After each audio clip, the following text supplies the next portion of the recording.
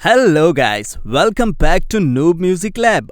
आज की इस धमाकेदार वीडियो में हम बात करने वाले हैं FL स्टूडियो के स्टॉक प्लगइन सैम्पलर के बारे में। देखो, सैम्पलर तो सब यूज करते हैं, लेकिन इसकी पूरी ताकत को समझना, मतलब सही मायनों में मास्टर करना, ये बहुत ही कम लोग जानते हैं। और अगर आप म्यूजिक प्रोड्यूसर हैं तो भाई ये जानना बेहद जरूरी है, बोले तो बहुत ज्यादा जरूरी। तो बस ये वीडियो देखने के बाद आप सैम्पलर को सिर्फ यूज नहीं करेंगे, बल्कि इसे एक प्रो की तरह कंट्रोल करेंगे।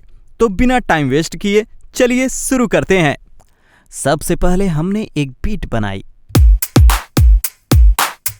जिसमें आप सुन सकते हैं इसमें किक है, क्लैप है और हाई हैट है। तो चलिए अब बात करते हैं सैम्पलर के बारे में। ये है म्यूट नॉब, और उसके बाद ये है पैन नॉब, और ये है वॉल्यूम नॉब, और ये है पिच नॉब, और ये रेंज डिसाइड करता है पिच का, और ये है कौन से मिक्सर ट्रैक में ये इंसर्ट है।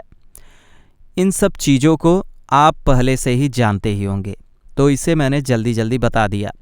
अब हम आगे बढ़ते हैं टाइम स्ट्रेचिंग की तरफ। ये है पिच से आप इसको अप डाउन कर सकते हैं। अब मैं आपको बता देता हूँ, आप यहाँ पे देखेंगे, अगर इसको मैं लेकर जाता हूँ 100 सेंट्स, यानी अगर ये सी पर था, ये देख रहे हैं आप सी पर था, तो ये सी शार्प पे चला गया। ऐसे ही आप अपने सैंपल को ट्यून कर सकते हैं। तो आगे हम बात करते हैं नॉर्मलाइज क्या है। नॉर्मलाइज, अगर आप इस पर क्लिक करते हैं तो जो सैंपल है वो 0 dB पर आ जाएगा। मिक्सर पे तो नहीं शो होगा, लेकिन सैंपल में आपके 0 dB पर आ जाएगा। और उसके बाद हम आगे बढ़ते हैं रिवर्स की तरफ। अगर हम रिवर्स पर क्लिक कर देते हैं तो ये साउंड रिवर्स हो जाएगा। और भी यहाँ पे बहुत कुछ है।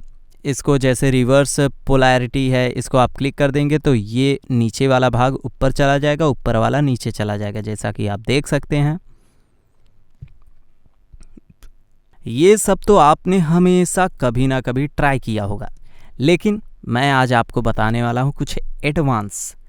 आप यहाँ पर आएंगे, ये देख सकते हैं, ये है आपका envelope section. Envelope section most important है।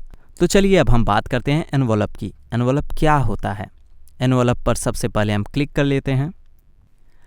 सबसे पहले अटैक, अगर आप इसे बढ़ाते हो तो साउंड धीरे धीरे स्टार्ट होगा। और उसके बाद डिके साउंड कितनी जल्द कमज़ोर होगा इसे तय करता है।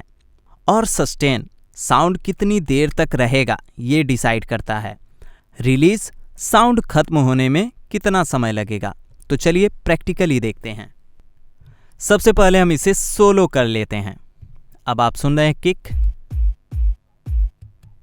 अब अगर मैं अटैक को पूरा बंद कर दूं, तो अगर मैं अटैक को इतना कर दूं, यानी कि साउंड लेट आ रही है। ठीक है, तो ये रहा अटैक का काम। और उसके बाद होल्ड को हम पूरा बंद कर देते हैं। ठीक है, डीके हमारा डिसाइड करेगा कि साउंड कितना जल्द कमज़ोर होगा।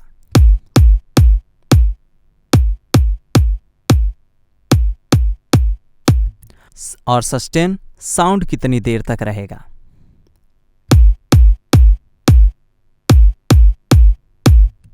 आप देख रहे हैं सस्टेन को फुल करने से साउंड पूरा बज रहा है। अब इसको हम एकदम ख़त्म कर देते हैं।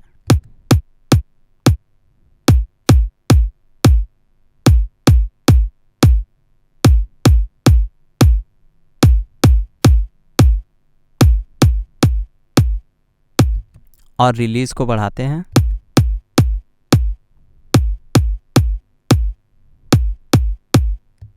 तो ये रहा attack, decay, sustain and release. और उसके बाद ये नॉब है डिले का। डिले अगर हम थोड़ा सा बढ़ा देते हैं तो कुछ टाइम बाद यही एनवलप काम करेगा उस पर।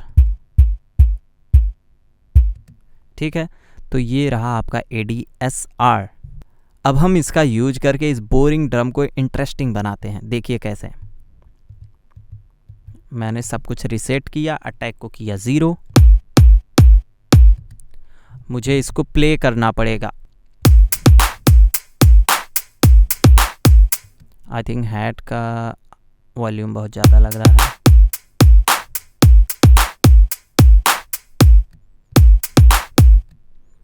डिके कम, सस्टेन।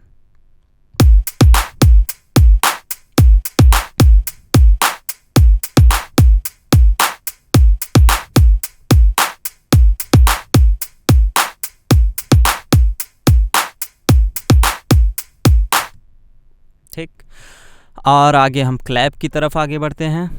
क्लैप का साउंड कम, इसको म्यूट करते हैं।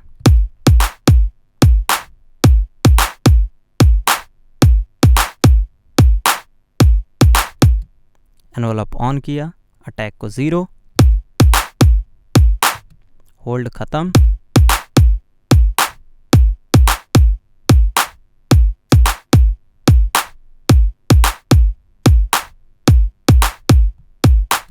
अब हाई हैट को सेम, एनवलप ऑन किया, अटैक, होल्ड, सस्टेन को बंद किया।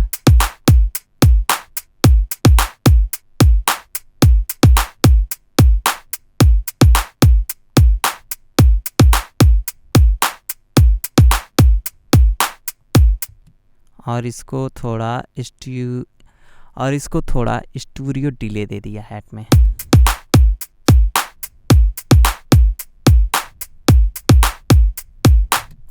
ये बन गया इंटरेस्टिंग ड्रम लूप।